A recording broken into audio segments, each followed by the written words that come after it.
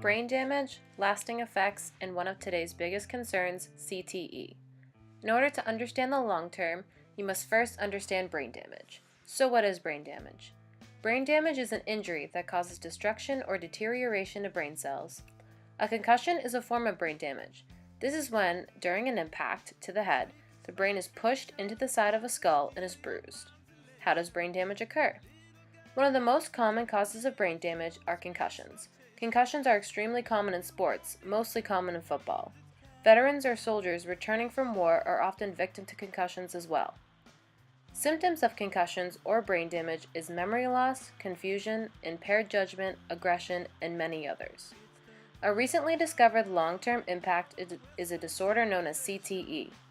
CTE stands for chronic traumatic encephalopathy. So what is CTE? This is a progressive degenerative disease of the brain found in athletes, military veterans, and others with a history of repetitive brain trauma. What people fail to recognize is how prevalent CTE is in our life. In the fall, we watch college football every Saturday and the NFL every Sunday. When football season ends, some begin to watch hockey and watch players slam each other into the boards and onto hard ice. We watch players get carried off the field or ice, and we don't think much of it once that person is out of sight. When someone gets hit, our first thought isn't usually about what is happening to their brain. We aren't usually thinking about the actual brain when we say, "Oh, that guy just got shook." But the reality is, the person did get shook inside their skull. So how exactly does this happen?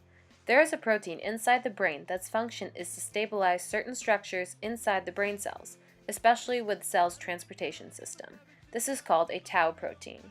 When brain damage occurs, these proteins begin to change shape and fold incorrectly. This malfunction of the protein causes a reaction that all the tau proteins begin to fold incorrectly. This then causes the nerve cell to eventually die, and this then slowly spreads to other nerve cells inside the brain, killing numerous nerve cells over a period of time.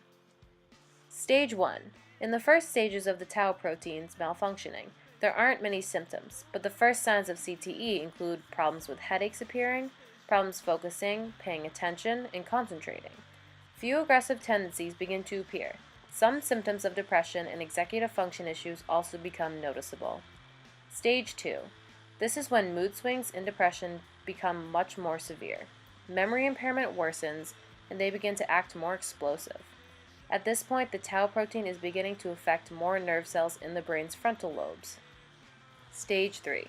Impairment with the executive functions becomes more severe. They begin to have severe problems with planning, organization, multitasking, and judgment. Depression and mood swings have reached an extremely severe point, and at this point, a person can be considered cognitively impaired. At this point, the tau protein deposits have spread from the frontal lobes to the temporal lobes and have begun to infect the hippocampus and the amygdala. Stage 4. There is now clear signs of full-on dementia. At this time, there is almost complete loss in concentration and memory. Language is very challenging, and they face visual problems as well. Paranoia and depression have taken over, and symptoms similar to Parkinson's disease have appeared. At this point, the tau protein deposits have completely taken over the brain and is killing many nerve cells. This causes the brain to shrink to about half of its size, and it becomes deformed and brittle. Although it seems that concussions are old news, it is so important to pay attention to what is happening in the world with brain damage. On average, an offensive lineman in football is hit in the head 62 times, with an average G-force of 25.8. That is roughly equivalent to the offensive lineman crashing his car going 30 miles per hour. CTE not only claims victims who suffer from severe blows to the head, but also those who suffer multiple minor blows to the head. An offensive lineman suffers 62 a game, on average. This means in his career he would get hit hundreds if not thousands of times of what is considered a more minor blow to the head. There has been extensive research into NFL players and CTE by Boston University and the Department of Veteran Affairs.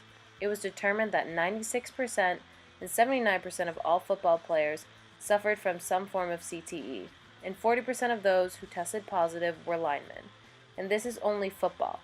This study does not include other contact sports.